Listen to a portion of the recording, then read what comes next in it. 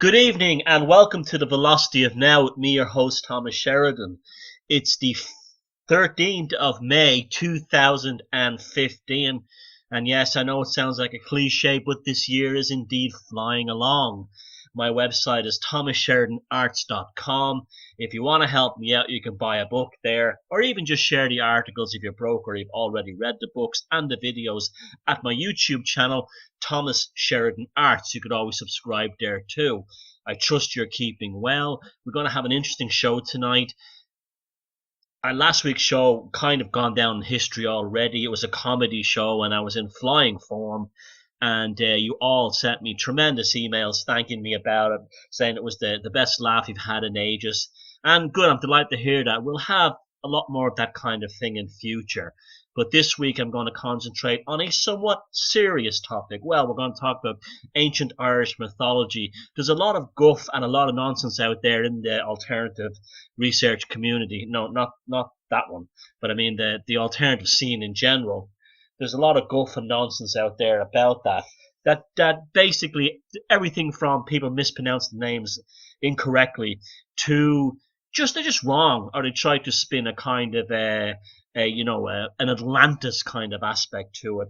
I just deal with what the actual mythology is, and we're going to be delving into that tonight, which with a kind of an editorial swing about it.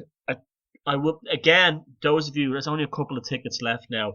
There's AV6 in Daventry this weekend. If you go look for our Alternative View website, AV6 in Daventry this weekend, I'll be there, a whole bunch of other speakers, and I do hope you can come along and see me.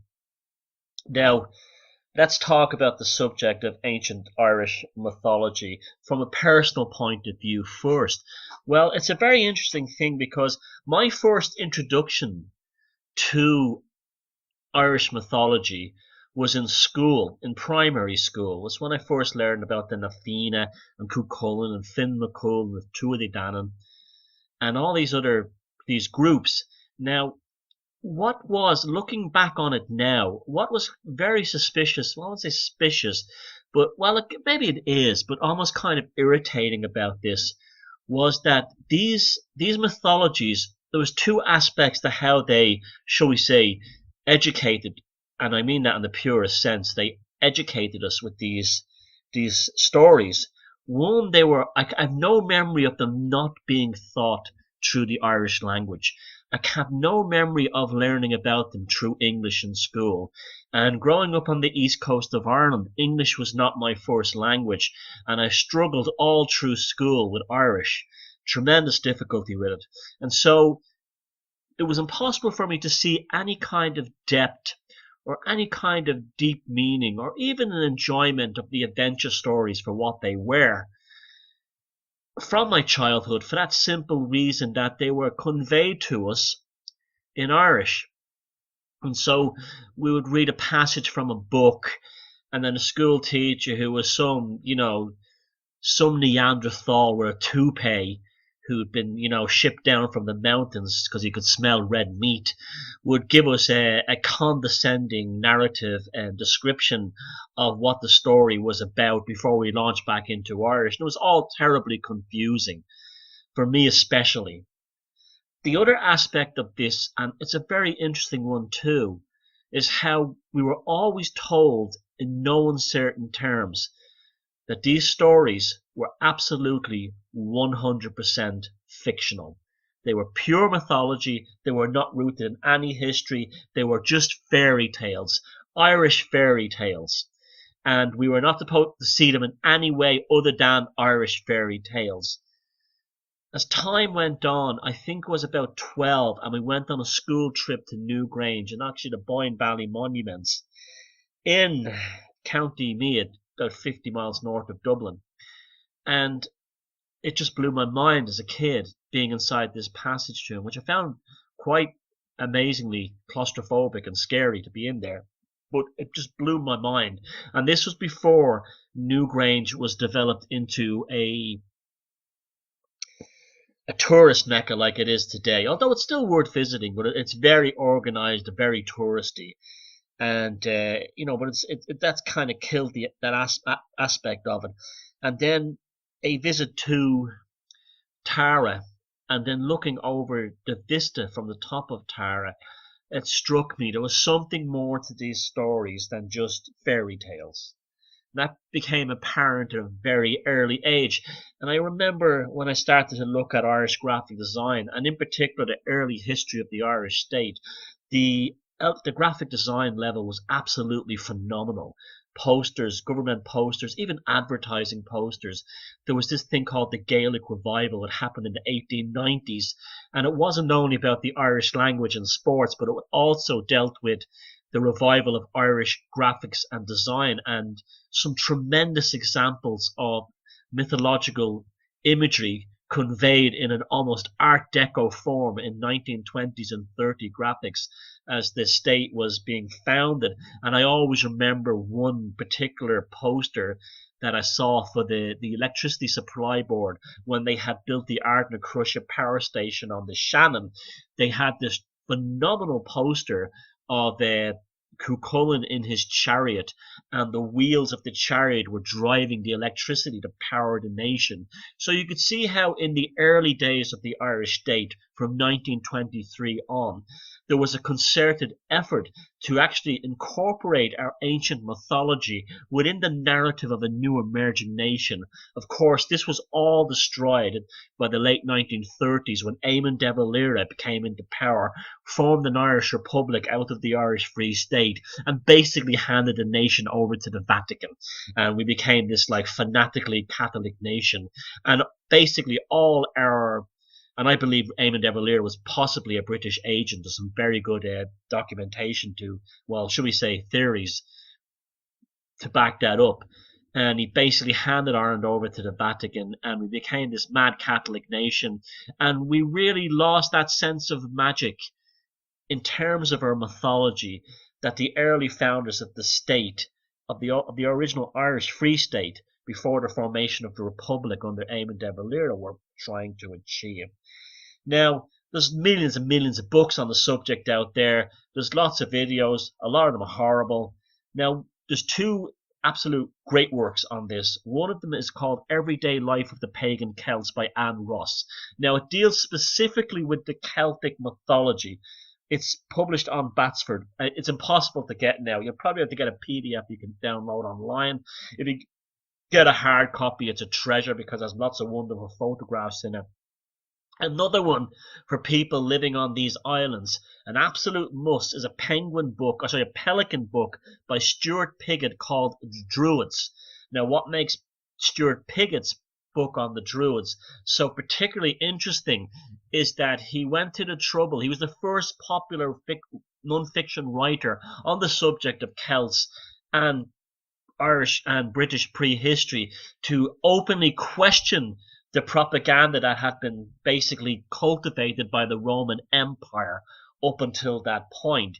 You've all seen the movie The Wicker Man, where you see Edward Woodward, great film by the way, is being burnt at the end in A Wicker Man by Lord Summerisle, played brilliantly by Christopher Lee in that wonderful 1973 film. The reality is the only reference we have for this kind of thing is Roman references, which, remember, would be weaponized propaganda. In fact, the Romans used to say a lot of things about the Celts. Now, remember, the Celts, we're talking about an Irish and a British context, would have drawn from their culture earlier other cultures, which I will talk about in a bit. And even within the propaganda, there are gems of truth.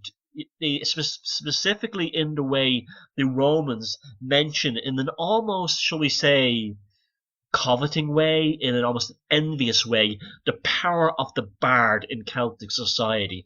The ability of a bard. Now, a bard is not just a poet or a musician who sings songs. In these societies, in both Celtic Irish, Celtic Britain, and pre-Celtic Irish society, remember the Celts were not the first ones to come to Ireland, or the first culture in Ireland. The bard was a magician.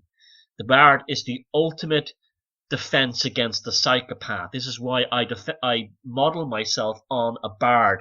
The bard writes a satire that can bring down a psychopath leader, a cult leader, any kind of fool like that. Anyone who follows me knows how how important and intrinsic satire has always been to me in my life and my work, because it allowed me to take down these sort of pathological authority structures, not only on a macro level, but also on a micro level. Since the time I was a kid, if I was being bullied in school, I would draw pictures of the bully, doing something funny, or else I would write a song or a poem about him. And this kind of thing. This is the bard spirit. This is something that I'm very much interested in. It's probably instinctual to me and who I am and how I've lived my life. A lot of people, shall we say, of the more truth persuasion, watch my Facebook page and they're clearly as thick as 2 pounds of hard shite. They do not get the fact that when I'm actually taking the piss and having a laugh, what I'm doing is being involved in a form of satirical magic. This is a way for me to defend and protect myself because of who the person I am, the notoriety I have, the name I have, and so on. The smart people, who are the majority of the people on my Facebook page, completely and totally get it. They totally get what I'm up to and what I'm doing because there's an element of that bardic spirit within them. And so the bard was an intrinsical and powerful, powerful aspect of those societies. Now, those two books I mentioned, the book I'm going to be referencing from tonight, I'll be reading it as well as giving my kind of editorial swing along it, is a small book written by a guy called Jack Roberts down in Galway, and it's called The Sacred Mythological Centres of Ireland, an illustrated guide. It's a hard one to get, but look out for it. If I can help this guy sell them on a website, I will. I will talk to him. I know a friend of his.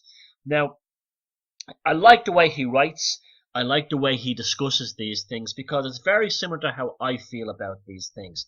As I said, we were told that these were mythological stories with no basis in foundation. Yet I live right next to a ring fort called the Hill of Usheen.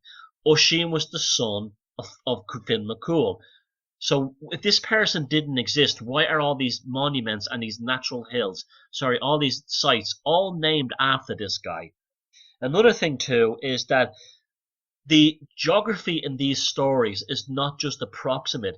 For instance, in the Arthurian legends, you have places called the Isle of Avalon and so on. But in the Irish mythological canon, particularly coming from the Irish annals, the geographic locations are absolutely specific. They're specific places that you can go visit today, and there they are.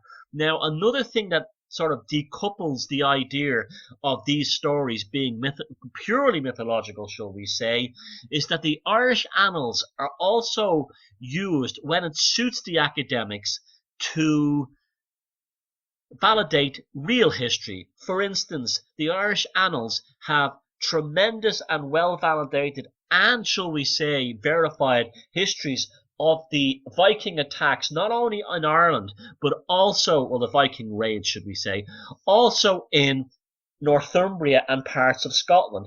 They're totally accurate and correct. So we were told in school, when the Irish annals wrote about the Vikings, it was 100% the bad Vikings, it was 100% correct. When the Irish annals wrote about the wonderful Christian saints, it was 100% correct. However, when the same scribes, the same historians wrote about ancient Irish mythology, it was fairy tales. And that's why I don't believe it was fairy tales. Why would they go to the trouble of writing very specific histories regarding two other aspects of Irish history, and then the third would just be a mythology, even though it's conveyed within the Irish annals as fact? They do not undermine it as calling it mythology. This is something that academic scholars came about later on. Now, let me read this to you, and I hope you enjoy the rest of the show. And pardon me if I throw in my stream of consciousness. I will try to tell you when I'm breaking from the dialogue and, giving my own editorial on it. The sacred landscape of the goddesses. Nature and landscape were of crucial importance to the people of former ages and mythology, especially that the earlier cycles expresses the intimate relationship between humanity and the natural world. To an older, more traditional society, the land was not merely an inanimate material, but was considered to be suffused with life or spirit, and, of the utmost importance, was considered to be ruled over by the highest of all divinities. In all of these older societies, this ultimate deity has always been represented by the figure of a goddess. The goddesses of the ancient world are often overlooked, and the fact that older traditional cultures were orientated upon female deities is often regarded as an arbitrary aspect of the older systems. Yet virtually all of the most sacred places in the landscape retain a very close association with female spirits and goddesses. Now remember, we're talking about in the Irish context here, but this is common all over the world. And in the traditional mythologies associated with the land that are a primary feature. The ancient sacred centers such as Tara and around the whole structure of the old traditional system revolved still retain the most specific associations with the old goddesses. All of these former ceremonial centers are still named after their tutelary goddesses, the goddess who presided over each area. One of the most important traditions, and the last to die out amongst the last of the ruling classes, was that of the sacral kingship, wherein the rulers inherited their position through the ancient banfis ceremony, the ritual marriage to the goddess of the land, which was ceremonially enacted at the sacred centers. So kings had to actually physically marry the goddess of the land.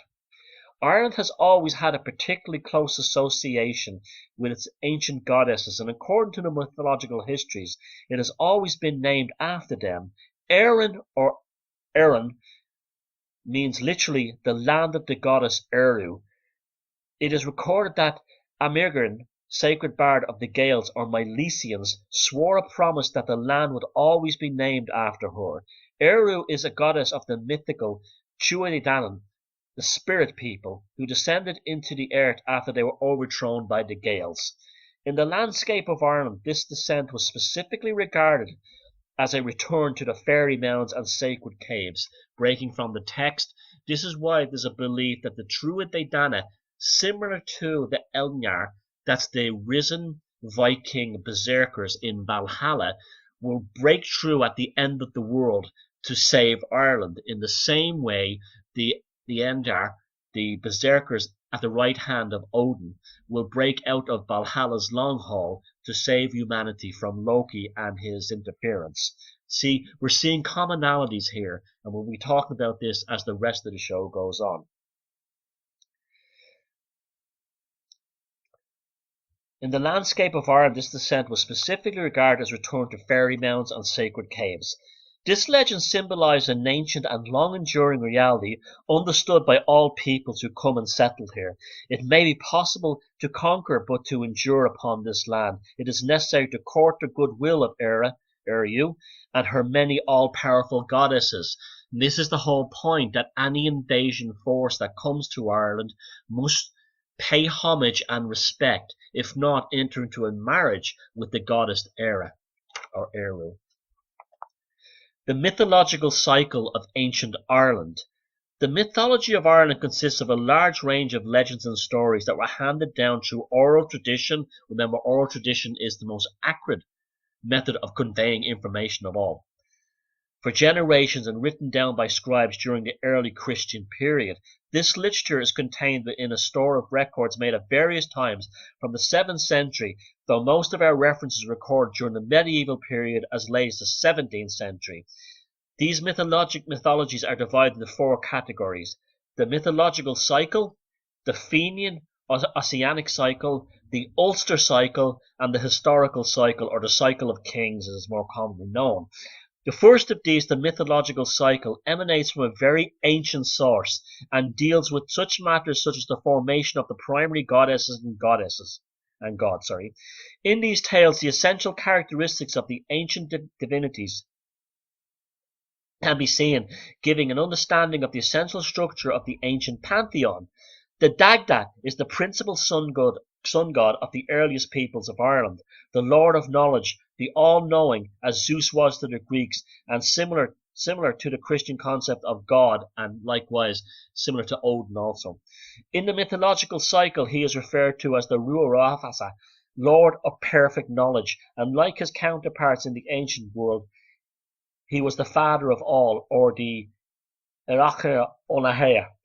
The Dagda is the father of Angus and Angus MacIneog, the lord of the Bruna Boyne. That's the River Boyne that's in County Meath, where all these, where I told you where I visited as a kid, where Newgrange and Note and so on are located. And all the lesser gods. Fesh or Fis means occult knowledge. The Dagda being the supreme magical entity which the powers of wizardry beyond all the lesser gods. But the Dagda do not reign as the absolute supreme, for all the powers of gods is confined in the limits of the goddess, the Seratrix, the All. The most important goddess of Eastern Ireland was the Bonad, the cow goddess, whose most sacred centres in the Bruna Boyne is the bend in the Boyne, or the Boyne River, of the white cow goddess of Bond, is also the divine river.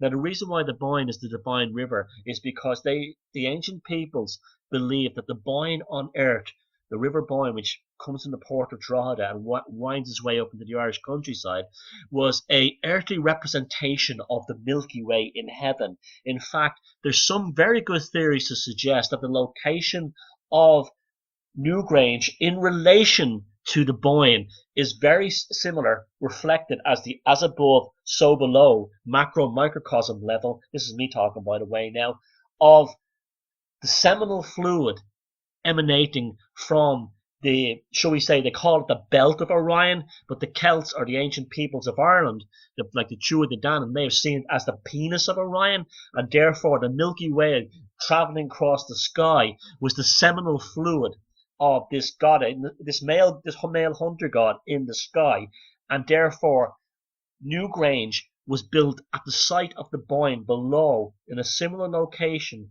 to the Milky Way and to the Orion Nebula as the ejaculation of the god. So therefore the creation of this place on Ireland was no different than the creation of the Milky Way in the heaven. And to be a bit conspiratorial about it, I find it very interesting that that was the location where the Battle of Boyne was fought in 1690 between King James of England of Scotland, and King William of England and Holland and the Royal House of Orange, to completely destroy the Irish forever. That was the idea of that battle.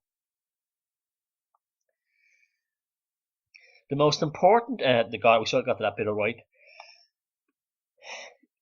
The Bona Brua, or the Boa, is the cow goddess, and she is the wife of Dagda, or the bull god Dawn, and the ancient creation myth begins with the ritual mating between these primary deities. This is why Middle Eastern religion is so ridiculous. The idea that there was nothing and then there was just the God who created the earth, when every other heathen tradition has the idea of a cataclysmic mating, be it an actual mating between men and humans, gods and people, gods and other gods, or even planets of different forces. There's always the idea of two coupling to make the one, to create the universe. This is very common in heathen traditions. Makes much more sense because that's how it happens in real life. From this union, the most powerful sun god, the greatest of the lords of light, Angus, is given birth. This act always takes place at the river or on a sacred calendrical date or fire festivals upon which the ancient solar calendar was orientated. The sacred act is mostly associated with Samhain, that's Halloween, which is regarded at the time when the life force or sexual power is at the greatest. That's why women are always horny around that time of year, as well as the spring. I'm not being sexist, they just are. They just are. The cosmic union is remembered in the mythologies connected to many of the ancient sacred centres of Ireland, but particularly to the greatest of the ancient centres. The Boyne Valley, or the Bruna Boyne, was the first occupant of Elcmar, the original husband of the Bonand. The original name for Newgrange was Bruna Elcmar.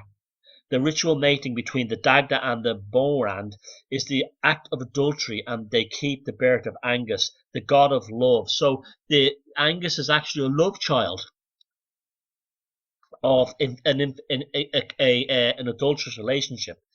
from the divine. So this would have huge implications in their society. So for instance, in a Christian society where a child, or a monotheistic Babylonian society where a child is either born out of wedlock or is a union of an affair, the child would be stigmatized and blamed for this. Where in the Celtic, in the ancient Irish Gaelic idea, those children would have been considered magical.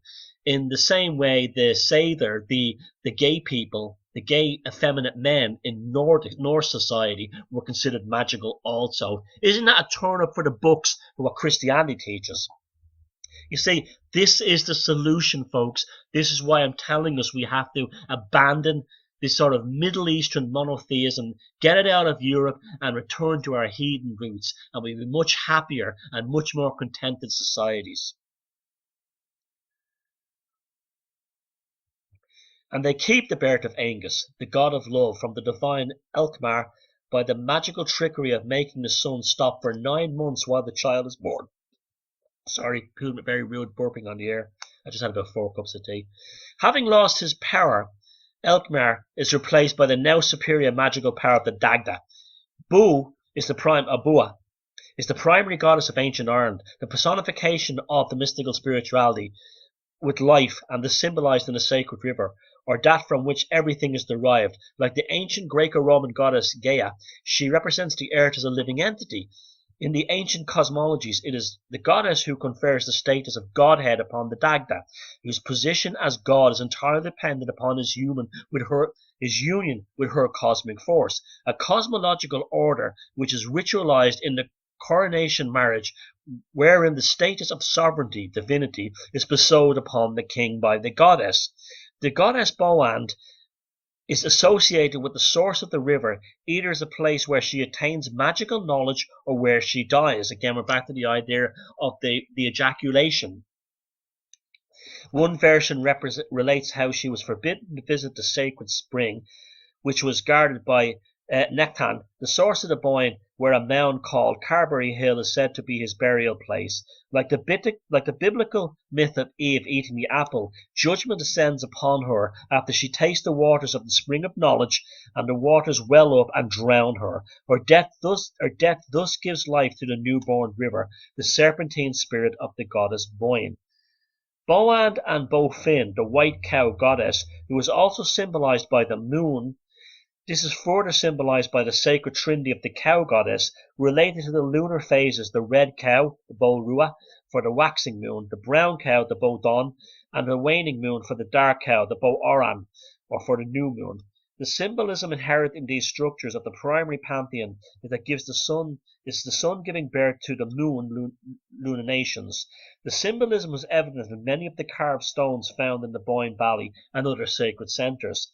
Bo represents the very heavens itself, the Milky Way, here we go, the passive white cow, wherein Bo the cow and the heavens is seen sprinkling the sky with her sacred milk to create the stars.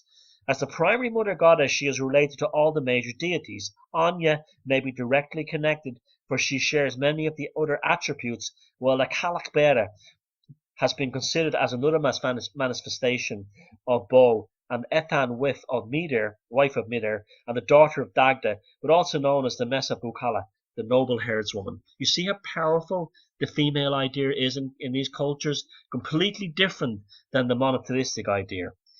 The ancient Holy Trinity. Now, when you think of the ancient Holy Trinity, what we really think of is the triskel or the triple spiral that appears at these sites. Goddesses are all, and that's also where St. Patrick got his bloody shamrock from. The goddesses are always represented as a triplicacy. 3 is the mystic number of the ancient Holy Trinity, the magical spiritual number relating to the spirit within everything, and which underlines the whole of Celtic mysticism.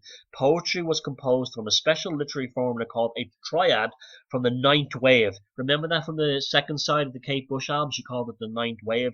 And what the 9th wave is really interesting is, it is the mystical boundary around Ireland, which the other world, or Tir na Nog, the land of women or the land of youth, resides. So there's an idea very similar to Tolkien's idea of the undying lands of off of Middle Earth that you could only reach by swans. And it's interesting because the swans are a very powerful idea in the Irish pantheon, such as the children of Lear. But the idea there was Ireland, and then beyond Ireland was a mystical world, and in that mystical veil resided the land of Tir na Nog, the land of women or the land of youth. The image of the triple goddess is a very ancient and relates to the three elements: life and abundance, death and war, mysticism and prophecy. Triple symbolism accentuates the power and potency of the goddess, and this is illustrated in that most famous image of the Morrigan, the triple form of the Morrigan or the Morrahian, the great queen, who is the triumvirate compromise, those three primary goddess queens, Maeve, Macta, and the Banfilia of the prophet Bab. Ireland has three ruling goddesses, Eru, Bamba, and Fodla,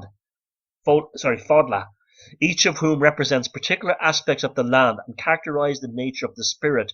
Eru is symbolized by the Alana Marina or the Ursnach, where she represents the whole of the island and its people. But Ireland's oldest name is said to be Bamba. Remember that one. This is the first one probably for you people in this alternative community. Bamba. B-A-M-B-A. This is going to become very significant, meaning quite literally the land of women. Ban being Irish, Ba meaning land, Bamba, the land of women.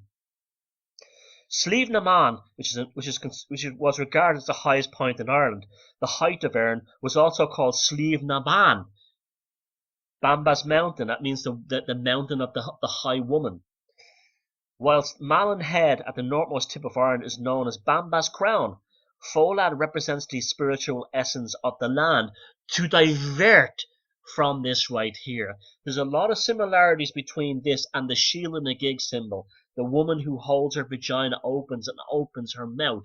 This may be either a Christian corruption of this idea, in that her open mouth represents the Inishowen Peninsula and the Loch Swilly at the top of Ireland, and her open vagina represents the opening of the Shannon, the mouth of the Shannon in County Clare. That's my theory. Well, one of my speculations, shall we say. I know this, for some of you, this is all new to you, and we'll probably have, if you're interested in what I'm talking about tonight, we'll have more shows as we go along.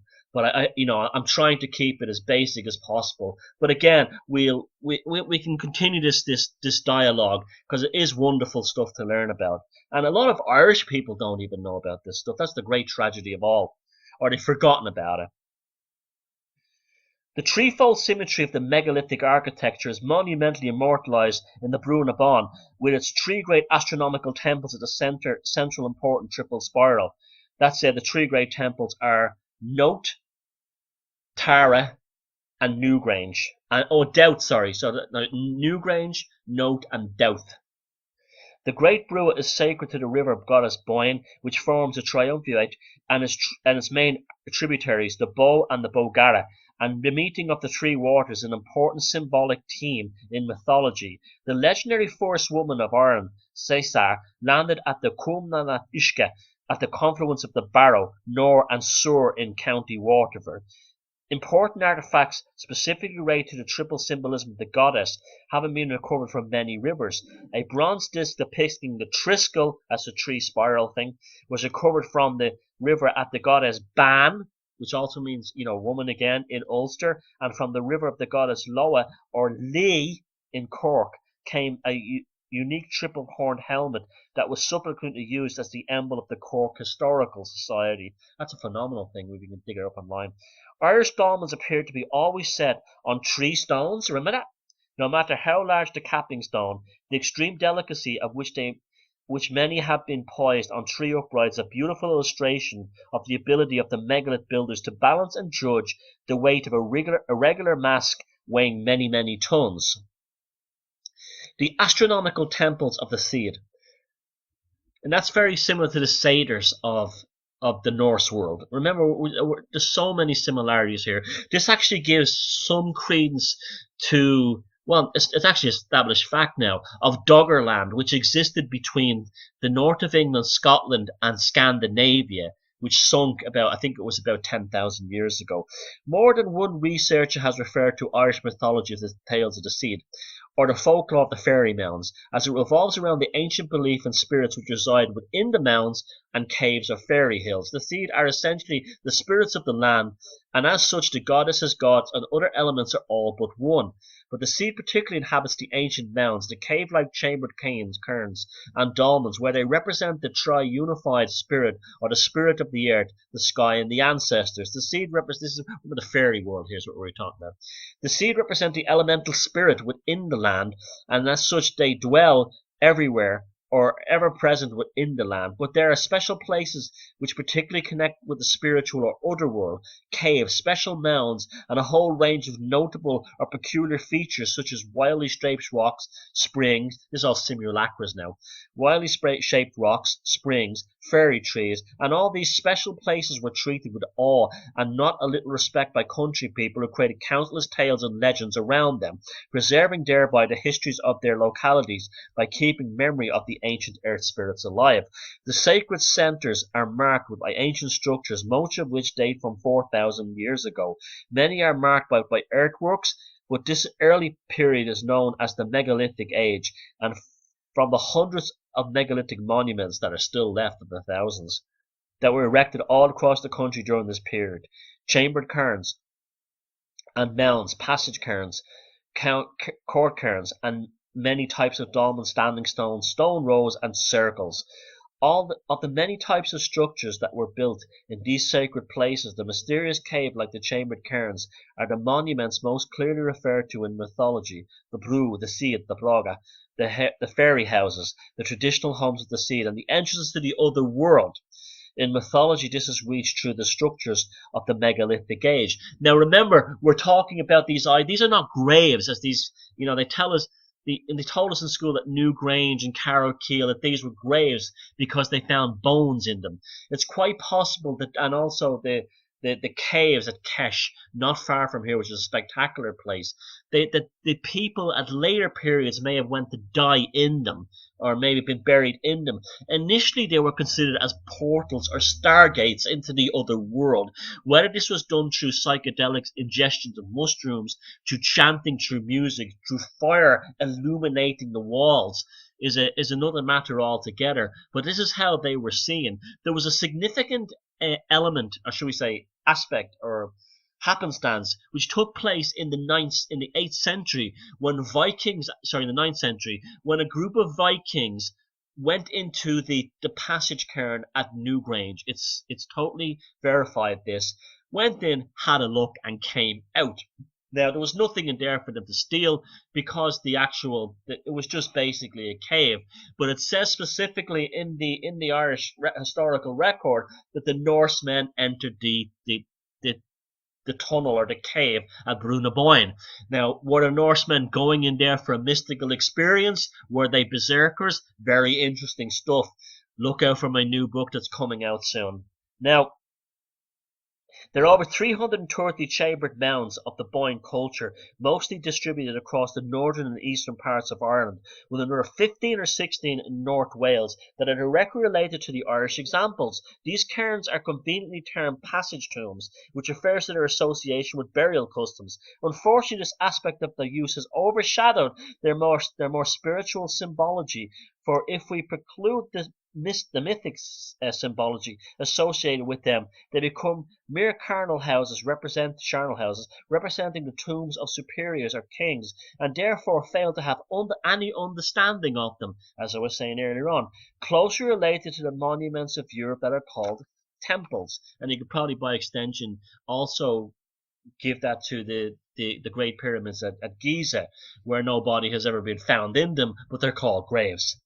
This is academic does this over and over again. It sees a large structure with a tunnel inside it. Automatically, it's a grave of a king that was built by slaves. It's a monument to death. No, the reality is that places like Newgrange, Carrowkeel, Carrowmore, no doubt, were not monuments to death. They were monuments to life. That's why the sun shone in them on midwinter's morning. This is the symbolic mating of sun and sky to create a new world, a new spring. They were not places of death. They're only place of death to academics. They were places of life to the people who built them. Astronomy, that science which until recent times was held to be closely associated with spirituality, is an essential aspect of all the chambered cairns. Examples such as Newgrange have been proven beyond a doubt to have been created to an extreme astronomical precision, clearly proving the importance of astronomy in the design of the structure. Check out the work of James Swaggart, my friend. You can actually go to Capricorn Radio, and James has done tremendous work on this over the years. And so check out his Capricorn Radio YouTube channel and also his website, James Swaggart. Throughout Ireland and beyond, the astronomical orientation of hundreds of other monuments has been documented, their alignments with significant solar positions clearly affirming the astronomy was a major preoccupation of the builders. To all ancient peoples, astronomy was a spiritual science or sacred art with regard to heavens as the spirit world, the stars and planets as the night sky being actual deities, and the spirits of the ancestors existing in the other worlds. The people who built the mysterious megalithic monuments were regarded by mythology as mystical and semi-divine. They were mostly referred to as the Tuatha Dé Danann, a race who is described from having a divine origin in the heavens and descended to earth. See, it also means star, and the culture that built these mounds are the people of the stars. This has been interpreted as being reference to their astronomical abilities. There's nothing to do with aliens from outer space coming here from the stars to build these things. God Almighty. It has to do with the fact that these are the people of the stars, meaning they were like the astrologers. They watched the stars and plotted out astronomical patterns, and from this used them to do geosurveying on the ground. The star was the map on, and was the blueprint in the sky to cultivate the land below, almost to give, shall we say, a kind of a makeover to the goddess. It has nothing to do with these fuckers coming from space in spaceships and landing on Earth and building these monuments. Learn how to use metaphor, some of you, and allegory. Therefore, the metholytic art that is found and associated with the Boyne culture monuments is a spiritual sacred art. To the peoples of later times, these incomprehensible carvings represented a deep mystery, evidence of the supernatural nature of those who built them. In recent times, such discoveries as the precise winter solstice sunrise alignment at Newgrange have drawn attention towards them again. After centuries of destruction and neglect, and it's still going on, they're still being left in neglect. The first and most illuminating study to show the symbolic nature of the art and the monuments was carried out by Martin Brennan in the 1970s. Imagine that, 1970s, before someone actually got in there and had a serious look at these things. All subsequent studies have lent heavily on original vision, meaning they were graves, and that was the end of it. And they had no value, like Irish mythology has no value. In folklore, the megalithic monuments are nearly always regarded as feminine, are known by the names of goddesses, such as Queen Maeve's tomb up on top of Knocknaray near here. It is common for them to be known names as Cailleach or the Sacred Hag. Most folklore associated with them refers to witches, female spirit, or other female spirit entities. The central feature of the ancient centre of Slieve na Cailleach is the Mountains of the Hag in Meath, is a chamber cairn known as the Hag's Cairn, which has a curbstone known as the Hag's Chair. There are countless monuments that are related to various Cailleachs and Hags. In Cork, the largest megalithic type, known as the wedge-shaped gallery grave, is called Laba Lachri, the grave of the Cailleach, and it was found at the single burial of a woman of a mature age, while in West Cork, the largest portal tomb type dolmen in the region, standing on a hill near the sea, is called Cailleachín Cailleagig, the Cailleachally of the sea. Folklore, to me, from my rudimentary Irish, I would have thought that would be called Cailleach Namara, but in case I guess I'm wrong. Okay, Namara being by the sea.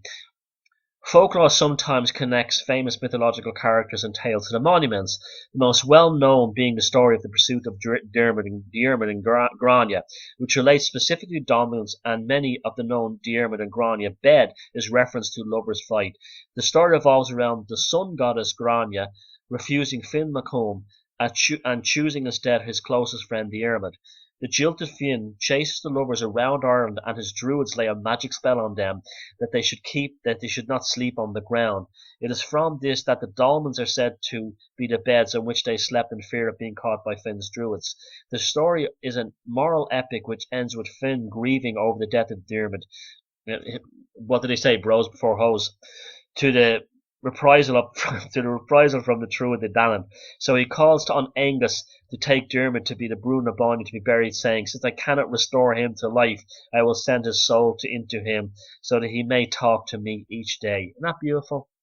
Finn obviously regards the sacred Brua for having been more than just a mere burial place. Throughout all the generations since the megalithic monuments were built, they have been regarded as a primary ancestral heritage, striking awe and wonder into the remaining focus of worship even in Christian times. Let me talk about this for a second about Diarmid and Finn McCool. Now, Diarmid, although he took his woman, Grania, there's a wisdom in that you don't get, say, in Jehovah in the Old Testament, where he strikes down this bastard and wipes out this whole town in revenge. What happens is that Finn is broken-hearted because he understands that his friend meant him no harm when he fell in love with his woman Grania. And he wanted his friend back. He didn't want to see his heartbreak was compounded twice. These are very beautiful human tales. Mythology is not stupid. You see, we're talking about, again, as you see me talk about the Norse mythology, we're talking about a kind of an early form of psychoanalysis to help people. Conveying these stories allows people to deal with real problems in the real world, or to address aspects or issues within their underlying psychology or subconsciousness. Fear of the seed guaranteed the survival of much of our heritage, and a new age of awe and wonder is emerging with the construction of some of the sacred mounds, which sadly, in the age of willful destruction, is still at hand. It sure is. The ancient cosmological divisions. In its very earliest times, the landscape of Ireland is said to have been shaped by mythic creatures. There is mention of many-legged armoured-plated monsters, the Mata, but the ancient provincial divisions are usually attributed. Now, the ancient provincial divisions are Leinster, Munster, Connacht, where I live, and Leinster, Munster, Connacht, and Ulster. And also Meath was a kingdom at one time. Usually attributed to the sacred black pig, and you get valleys all over Ireland named after the black pig.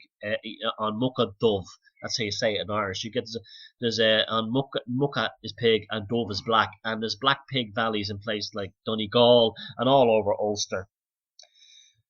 The sacred black pig created such territorial markers as the Black Pig Dykes or Pig's Race.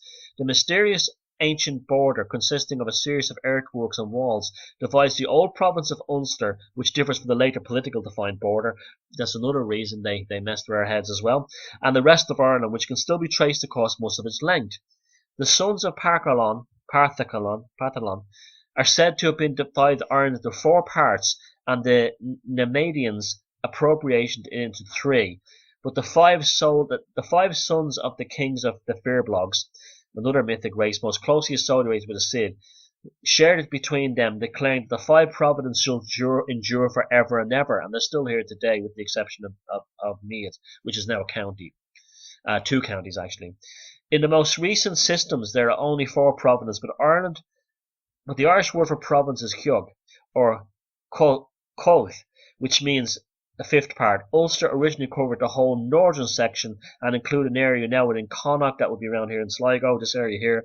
And during various periods of history, Munster was divided into 2. Leinster, which is on the east coast of Ireland, where Dublin is, was also divided into Tara and other civic ceremonial centres, where within the northern part was known as Royal Meath. But the 5th province of the Firbolg system may have been the Meath, or the middle province, which encloses the Uisneach, or the geographical centre of Ireland. Another prehistoric borderline is formed by the Escarida, the Royal Road, or Sliagmore, the Big Road, and this can be still traced for much of its length in series of glacially formed ridges and eskers, on which was built an important roadway between East and West Ireland, and it went between Dublin and Galway Bay, and it went across the Shannon at where Clonmacnoise Cemetery, a huge Christian cemetery, was built. In its western sections, the exact route is unclear, but it's thought to have crossed the Shannon near the ancient monastic centre of Clonmacnoise.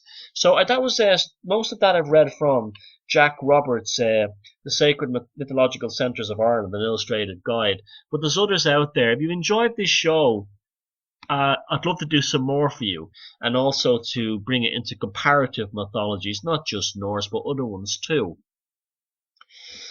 Now, this, from my own personal point of view, I find that this mythology, I haven't actually read the stories. Maybe if you were interested in later episodes, I will do it. It's my show. I will read the actual stories for you. And what they do is they're more than just tales. You ever notice when people say how much they love the Lord of the Rings books, Tolkien's books and Tolkien's movies, particularly the Fellowship of the Rings? The reason why that strikes people so deeply is it unleashes archetypal and maybe even DNA memories of how their ancestors lived, or even the stories their ancestors told them. For instance, there's one part in Tolkien's The Lord of the Rings, in the Fellowship of the Rings, Two Towers actually, the Two Towers book and film, where they go to the Dead Marshes, this vast marsh, on their way to bringing the ring to Mordor with Gollum, Sam, and Frodo. Now, the Dead Marshes are very similar to the Bog of Allen in the centre of Ireland. The centre of Ireland contains a massive bog, a massive marsh of peat that's probably about the same size as the country of Luxembourg, perhaps even bigger. And the best way to see it today is to take the train from Dublin to Sligo, because it goes over the marsh, or the bog, a bog of Allen, and you can actually see how vast the thing is. Now, a lot of it has been harvested for both fuel, because peat is Ireland's only natural fuel source, apart from oil, which they won't let us have, and also peat is harvested for agricultural purposes as well, peat moss and so on. Now, when you travel across this, or you go into it even better, especially when you go off the back roads, you are struck by how isolated it is even in the 20th century. It's far more isolated in the mountain regions of Ireland. And that's because it's still quite inhospitable, unless you have a reason to work there, such as working for Bord na Móna, the peat board who manage the bog. There's no reason really to live there. It's damp, it's humid, it gets very, very hot in summer, very, very cold in winter, and in summer it is crawling with millions of insects. Now, this would have been a very, very formidable thing in the centre of Ireland, because basically you couldn't really hunt anything there, you couldn't do a lot there because it was a gigantic marsh. And so when you watch something, when Irish people watch something like the Two Towers movie or read the book by Tolkien, they're struck by the section dealing with the Dead Marshes, the marshes that Frodo and Sam Frodo almost gets killed by. It's filled with elves, men, and orcs that died in great battles, and if you stare into their eyes, you fall into the marsh waters, and believe me, these places do feel like that, and you'll be sucked in by a kind of a demon or a fairy. And so this is why these kinds of stories stick with us, not only because they speak to us in a very different way, or subconsciously, but they also unleash not repressed but hidden memories within our subconscious, and they're very, very important to pay attention to. They're very, very important to explore. This is why I've decided more or less this will be the focus, this along with creativity will be the focus of my work for the rest of my career. I've done everything else. There's nothing really more to say about psychopaths. There's nothing really more to say about globalization and the effects it's having on us. I've said all I can say. I don't want to be becoming a parrot repeating myself, but this idea, through my interest in Jungian psychology and people like the work of Joseph Campbell, the idea of delving into that world in order to understand this world, construct a roadmap, if you will, is very, very appealing to me. This is why I won't be doing public speaking after AV6, I'm going to retire from that to basically go into a more sort of a scholastic, creative, and I don't know, psychological understanding of these things, and I want to share them through books. And I'll still do broadcasts and I'll still do videos. And if I have book launches, I will make public appearances. But otherwise, that world is over for me now, and I'm off on something new. I'm very, very comfortable with the idea of following this path because I think in many ways it's led me to this point. I guess AV6 this weekend will be a combination of two things: a farewell to the previous work I'd done and a hello to where I'm heading now. And so I look forward to seeing many of you there, and I hope we have a great time. I know it's going to be recorded for video, and I hope you get a lot from that. So that's tonight's show. It was a brief, very, very brief introduction. That's because basically I have to acknowledge that this is an international audience who are not familiar with these things. So I haven't rushed through it as I normally would, but I do hope you've got something from it, especially to see the power of the female and the goddess within ancient structures and how that has been taken from us by monotheism from the Middle East, which began with Zoroastrianism, the creation of duality, and from that, the idea of the kind of biblical God, the biblical devil, good and bad, no grey area in between, which has left us in an appalling state and damages people to this day because, unlike Flynn and Dermot, they don't learn the lesson of understanding, and we all need to learn it because life is filled with grey areas. And thank you very much for joining me into this grey area of the ethereal Gaelic mist. Thank you. My name is Thomas Sheridan. This is the Velocity of Now, and I'll see you next time. And feck 'em if they can't take a joke.